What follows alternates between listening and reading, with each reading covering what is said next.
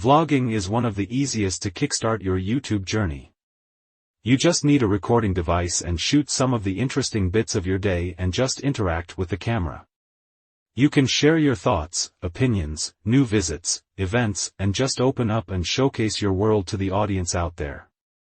2. Unboxing. If you are into the product business, an unboxing channel can be a great idea. Unboxing new stuff is one of the big things on YouTube with high-end consumer electronics. Whenever a new product is launched, all the top unboxing channels receive a freebie from top companies to review and help market the product.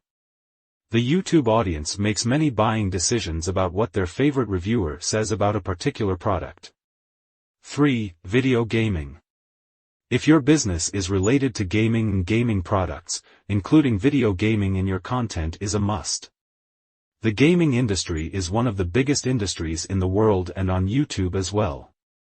There are tons of gamers streaming live and creating entertaining content for their audience. You can invite a popular gamer to your channel and do a popular game stream, including your product. 4. Tutorials. If you make the audience aware of different aspects of your industry, then having a tutorials channel is the ideal choice. It will provide immense value to your audience and also help you increase your engagement numbers.